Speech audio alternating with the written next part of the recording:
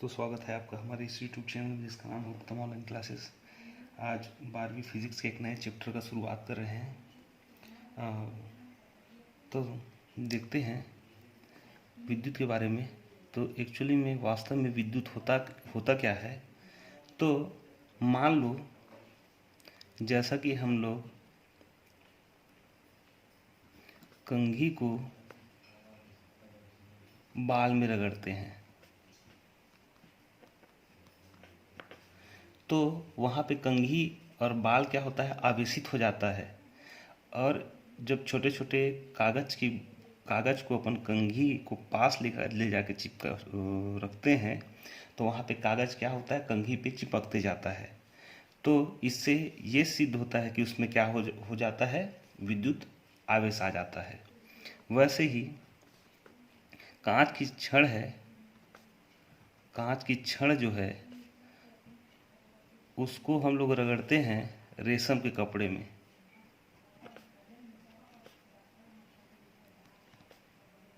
तो होता क्या है, यहाँ भी इस स्थिति में क्या होता क्या है, वो आवेशित हो जाता है।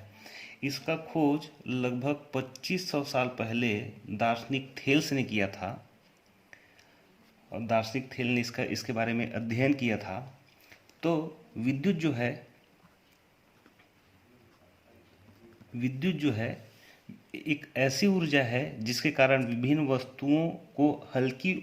विभिन्न हल्की वस्तुओं को अपनी ओर आकर्षित करने का गुणधर्म आ जाता है। तो लिखेंगे कैसे, तो विद्युत एक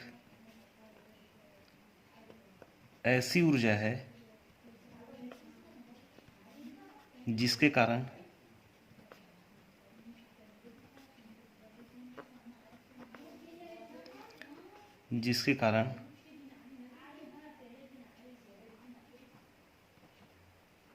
विभिन्न हल्की वस्तुओं को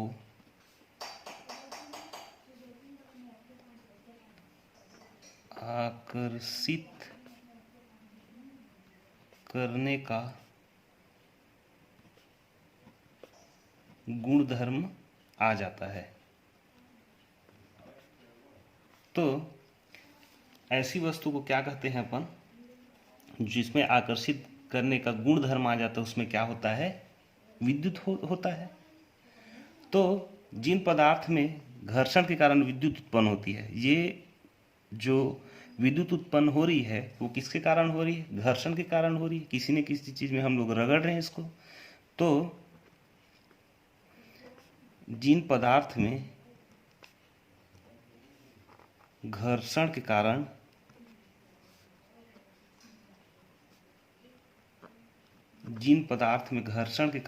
विद्युत उत्पन्न होता है,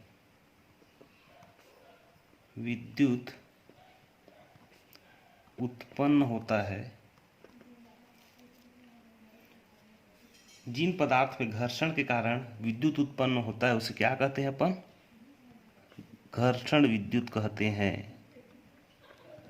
घर्षण विद्युत कहते हैं। ऐसा विद्युत क्या कहलाता है, घर्षण विद्युत कहलाता है। तथा जिन पदार्थों में गुणधर्म आ जाता है, जिन पदार्थों में यह गुणधर्म आ जाता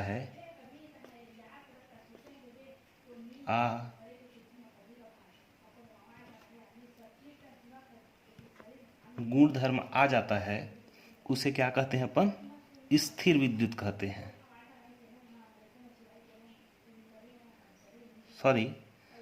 यहाँ पे होता क्या है, जिन पदार्थों में घर्षण के कारण विद्युत उत्पन्न होता है उसे घर्षण विद्युत कहते हैं। तथा जिन पदार्थों में यह गुण धर्म आ जाता है, मान लो इस पेन में वो गुण धर्म आ गया, उसे क्या कहते हैं, आवेशित पदार्थ कहते हैं। आवेशित पदार्थ कहते हैं। तो इसके आगे देखते हैं स्थिर विद्युत।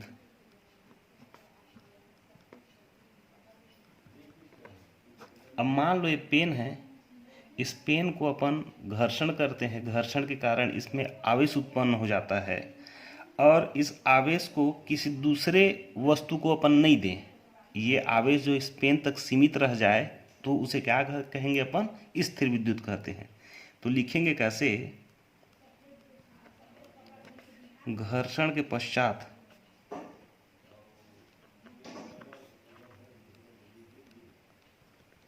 पदार्थ में आवेश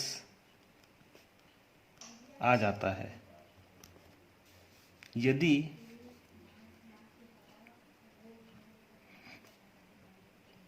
उसे उसी पदार्थ में रहने दिया जाए तो उसे स्थिर विद्युत कहते हैं, स्थिर विद्युत कहते हैं। तो आवेश अगर जिस वस्तु में है उसी वस्तु में उस आवेश को रहने दिया जाए तो कौन सा विद्युत कहलाता है? वो स्थिर विद्युत कहलाता है। और दूसरा जो है वो है धारा विद्युत। अब देखो, जो आवेश उत्पन्न हो रहा है, ये पेन में जो आवेश उत्पन्न हुआ है, अगर इस पेन के आवेश को किसी दूसरे पदार्थ को दे दिया जाए तो वो कौन सा विद्युत कहलाएगा? धारा विद्युत कहलाएगा। तो यदि आवेश को एक पदार्थ से दूसरे पदार्थ में प्रवाहित कर दिया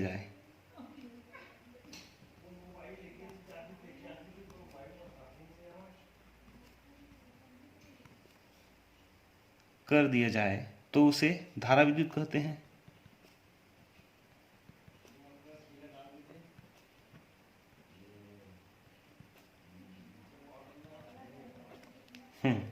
तो देखो, इसके आगे देखते हैं अपन आवेश की उत्पत्ति का सिद्धांत। तो देखते हैं आवेश के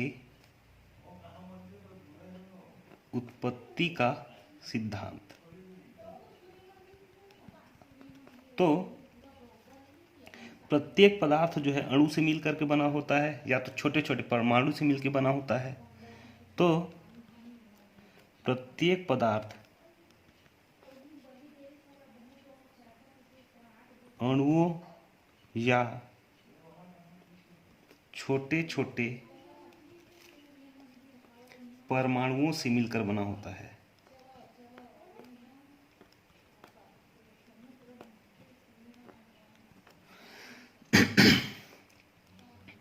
परमाणु से मिलकर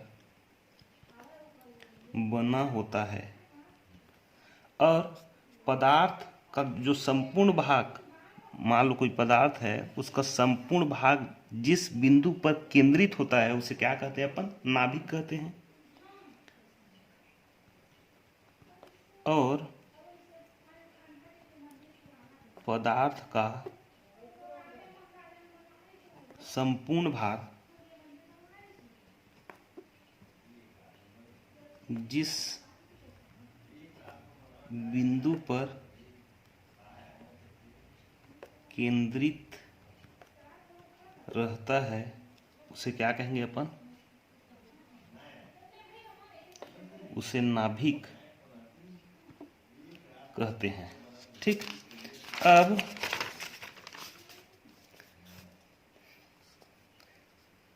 वो नाभिक जो है, तो नाभिक में दो प्रकार का कण पाया जाता है।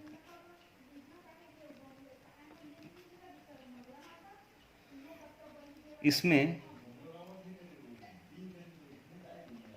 प्रोटॉन और कौन सा है? न्यूट्रॉन। दो प्रकार का कण पाया जाता है उस नाभिक में। तो ये प्रोटॉन जो होता है, प्रोटॉन में धन आवेश तथा न्यूट्रॉन में कोई आवेश नहीं पाया जाता। अब देख लो, मान लो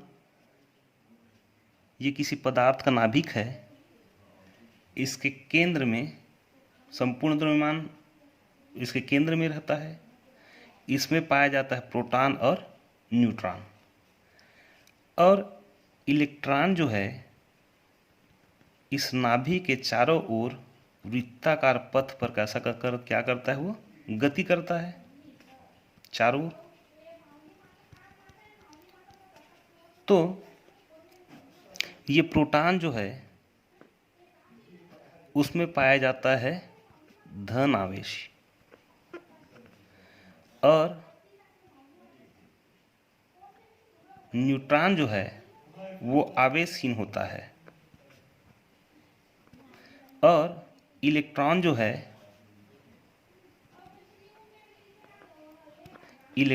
है उसमें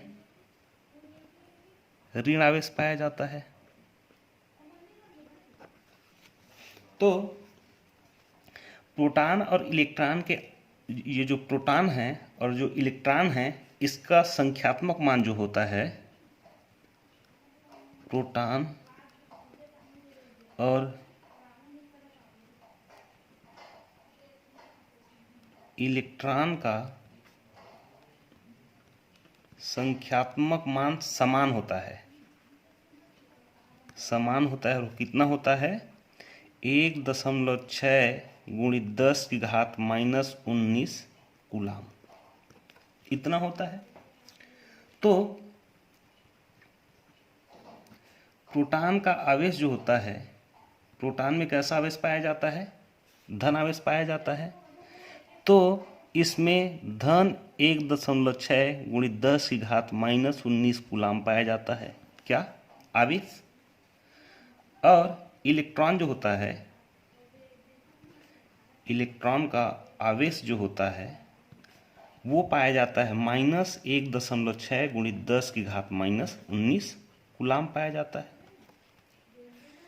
इसमें धन आवेश होता है, धन में पाया जाता है, और इलेक्ट्रॉन में क्या होता है, ऋण आवेश होता है, तो ऋण में पाया जाता है। तो ये पदार्थ जो होता है,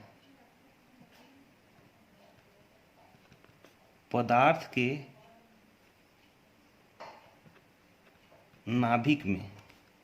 नाभिक में जितनी मात्रा में प्रोटॉन पाया जाता है,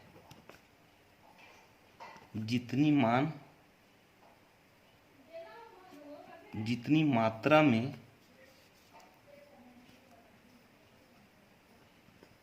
प्रोटॉन पाया जाता है,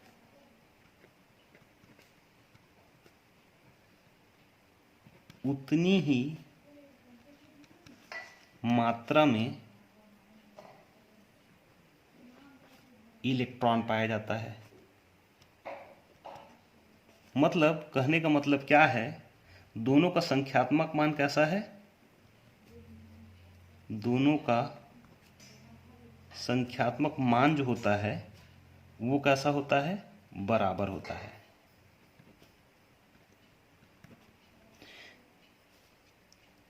इस नाभिक में जितनी मात्रा में प्रोटॉन पाया जाता है उतनी भी ही मात्रा में क्या पाया जाएगा, इलेक्ट्रॉन पाया जाता है। आगे देखते हैं, इलेक्ट्रॉन जो है वो विभिन्न कक्षाओं में नाभिक के चारों ओर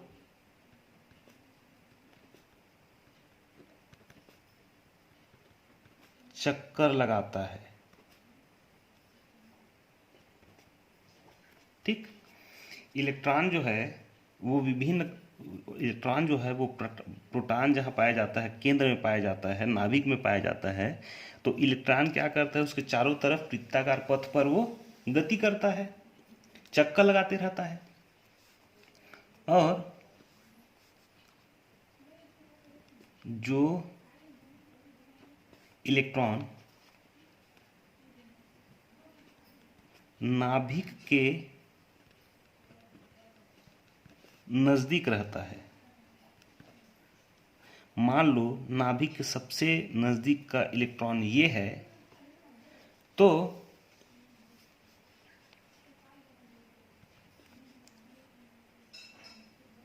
उसके मतलब किसके, इलेक्ट्रॉन के और नाभिक के बीच का आकर्षण बल जो है, आकर्षण बल मतलब क्या, नाभिकीय आकर्षण बल, नाभिकीय आकर्षण बल का मान अधिक होता है। नजदीक में नाभिक के, इसमें नाभिकीय जो आकर्षण बल का मान क्या है, ज्यादा होता है।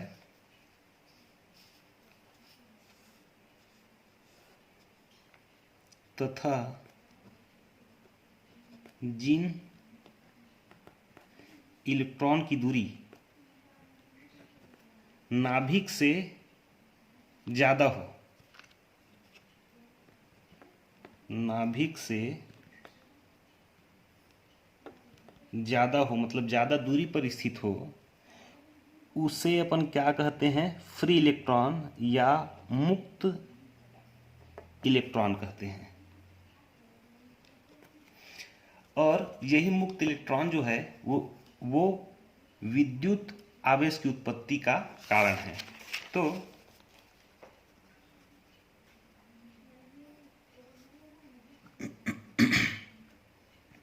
विद्युत आवेश के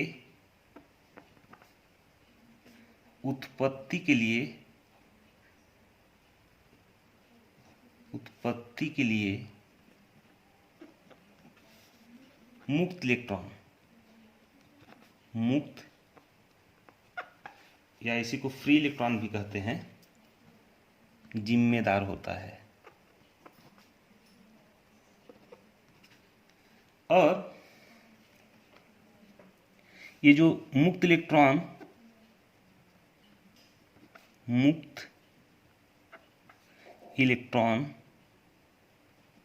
के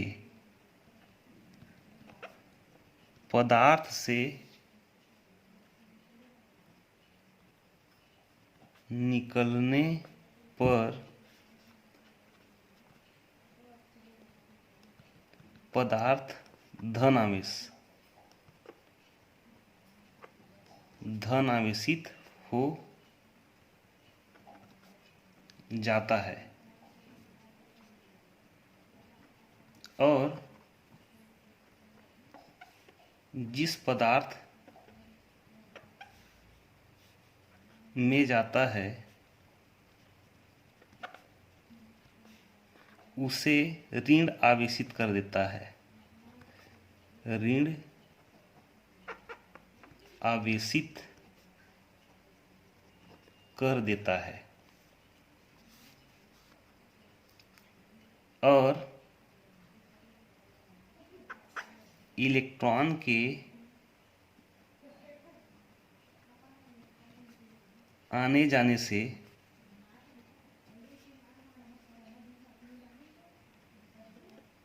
पदार्थ के द्रव्यमान में परिवर्तन होता है।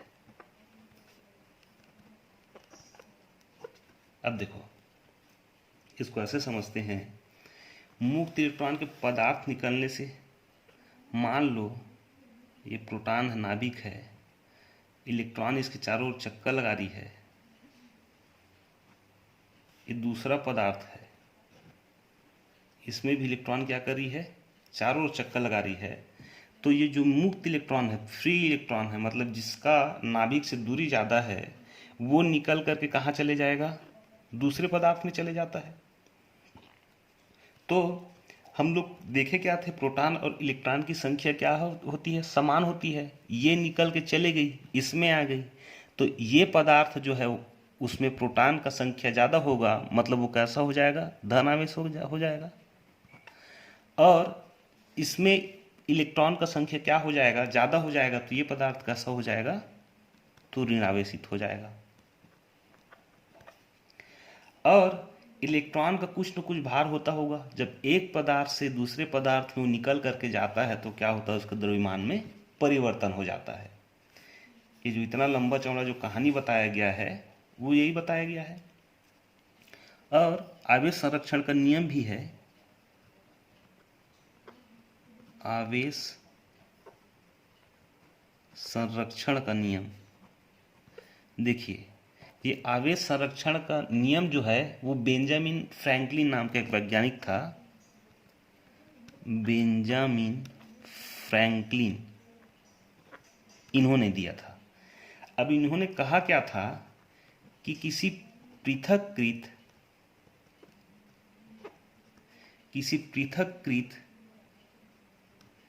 निकाय का कुल आवेश जो होता है, कुल आवेश वो कैसा रहता है, नियत रहता है। कहने का मतलब क्या है, आवेश न तो उत्पन्न किया जा सकता है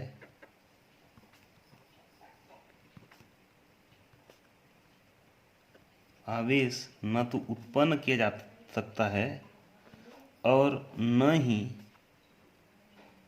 उसे नष्ट किया जा सकता है। आवेश न तो उत्पन्न किया जा सकता है और न ही नष्ट किया जा सकता है। आवेश केवल एक वस्तु से दूसरे वस्तु में स्थानांतरित किया जा सकता है। आवेश केवल एक वस्तु से दूसरे वस्तु में स्थानांतरित किया जा सकता है। तो आगे जो है क्या, तो आवेश का क्वांटीकरण कहते हैं। आवेश का क्वांटीकरण, अब देखो ये होता क्या है, तो प्रकृति में किसी पदार्थ पर जो न्यूनतम मात्रा में आवेश पाया जाता है वह एक इलेक्ट्रॉन पर आवेश या एक प्रोटॉन पर आवेश के बराबर होता है। मतलब प्रकृति में किसी पदार्थ पर जो न्यूनतम आवेश की मात्रा या आवेश पाया जाता है, आवेश की मात्रा पाया जाता है,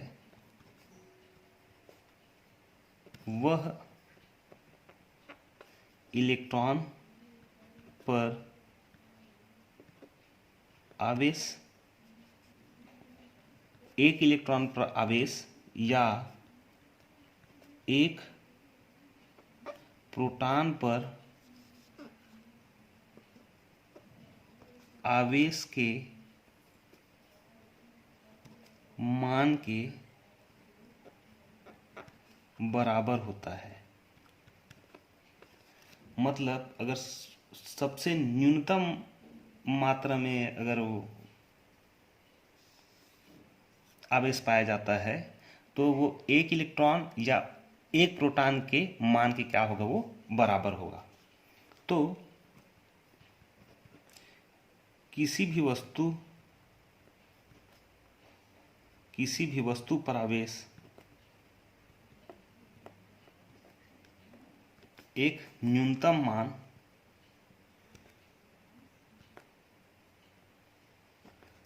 आवेश के न्यूनतम मान का पूर्ण गुणज होता है। आवेश के न्यूनतम मान का पूर्ण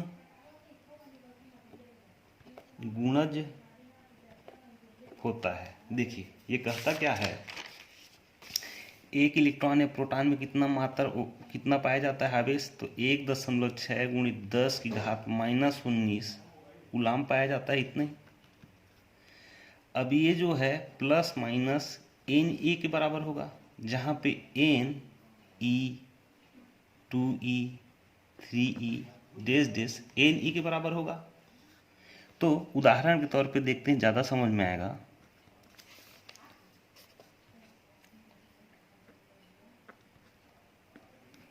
नाइट्रोजन के नाभिक पर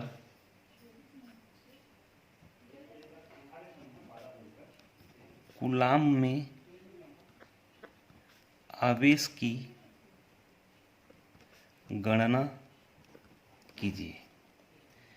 तो उसको 7n14 यही होता है। यहाँ पर ये जो संख्या है 7 दिया है, उसका मतलब होता है नाभिक में प्रोटॉन की संख्या कितनी है, 7 है। तो आवेश का मान निकाल सकते हैं अपन। आवेश का मान तो Q बराबर प्लस एन ई था, तो यहाँ पे n बराबर, n का संख्या क्या है 7 है, E बराबर प्रोटॉन है, प्लस कितना होगा 1.6 गुणित 10 की घात कितना 19। तो आवेश जो है वो 7 गुणा प्लस में 7 गुणा 1.6 गुणित 10 की घात ऋण 19, 16 सत्ते 112। तो Q बराबर 112 गुणित 10 की घात -19 कूलाम के बराबर होगा। दशमलव के बाद 1 मतलब 11.2 गुणा 10 की घात -19 कूलाम होगा। क्या किसी भी वस्तु में आवेश का एक न्यूनतम मान आवेश के न्यूनतम मान के पूर्ण गुणज में होता है। मतलब जो आवेश जो है वो प्लस एन और ई के क्या होगा, बराबर होगा।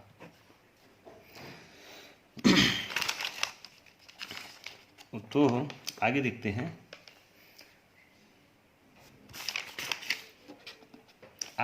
बल के बारे में। पिछली कक्षा में भी आपने पढ़ा होगा, 11वीं कक्षा में। तो बल वह कारक है जो किसी वस्तु पर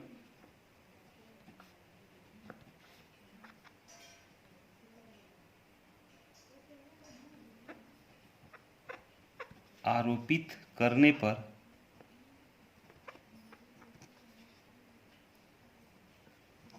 उसकी अवस्था में परिवर्तन कर देता है या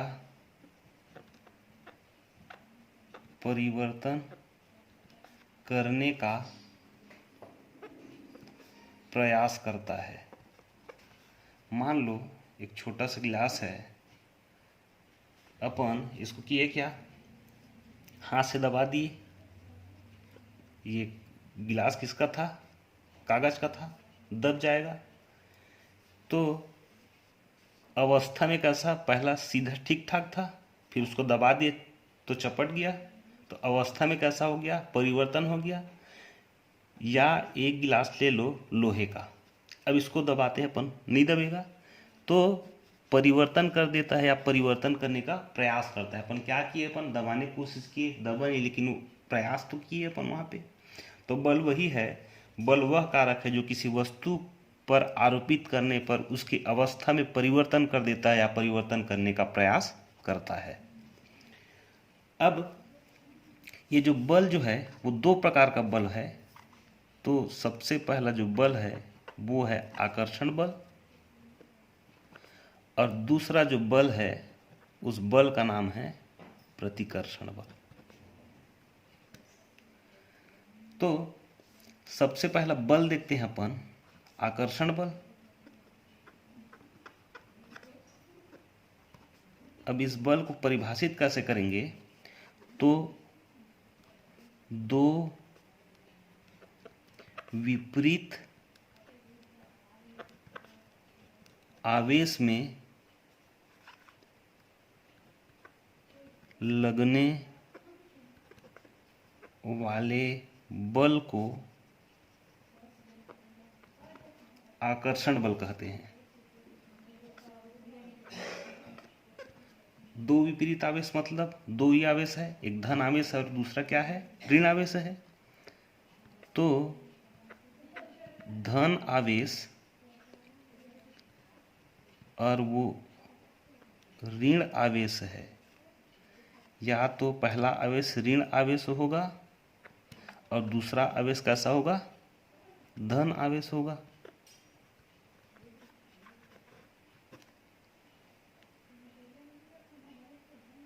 तो ये कैसा बल होगा, ये आकर्षण बल होगा। मतलब क्या करेगा, एक दूसरे को ये अट्रैक्ट करेगा। विपरीत आवेश है, पहला धन है तो दूसरा ऋण है, अगर पहला ऋण है तो दूसरा धन है। उसी प्रकार दूसरा जो बल है वो है प्रतिकर्षण बल। तो देखो ये बल होता क्या है, तो ये तो दो विपरीत आवेश, अब दो समान आवेश, विपरीत की उल्टा क्या, समान आवेश। समान आवेश के मध्य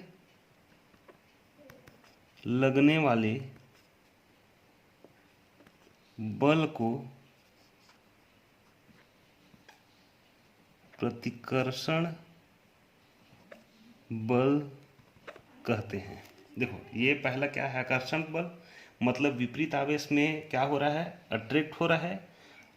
और प्रतिकर्षण कब हो रहा है, जब आवेश जो है समान हो। मतलब पहला जो पदार्थ है उसका जो आवेश है धन आवेश है, दूसरा भी पदार्थ है उसका आवेश कैसा है, धन आवेश है या ऋण आवेश या ऋण आवेश।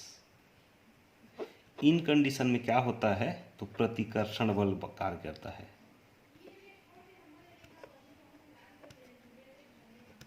यहाँ पे आकर्षण बल काम करता है, यहाँ पे प्रतिकर्षण बल काम करता है। अब आगे देखते हैं बिंदु आवेश क्या होता है। तो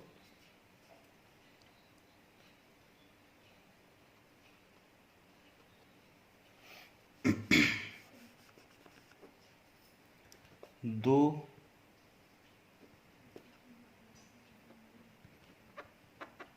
आवेशित पिंडों की विमाएं उन पिंडों के बीच की दूरी की तुलना में नगण्य है। अब देखो ये लाइन कह क्या रहा है, मान लो दो पिंड है, दो पिंड है, या तो ऐसा मान लो ये दो नाभिक है, दो पिंड का नाभिक है। नाभिक में प्रोटॉन पाया जाता है, इलेक्ट्रॉन क्या करता है उसके चारों तरफ चक्कर लगाता है।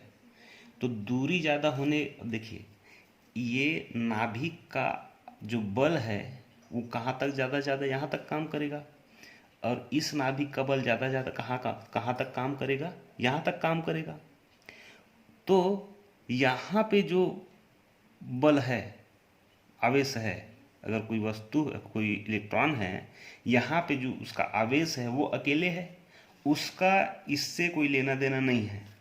तो उस कंडीशन में ये अकेले इलेक्ट्रॉन का जो आवेश है वो क्या कहलाएगा, बिंदु आवेश कहलाएगा।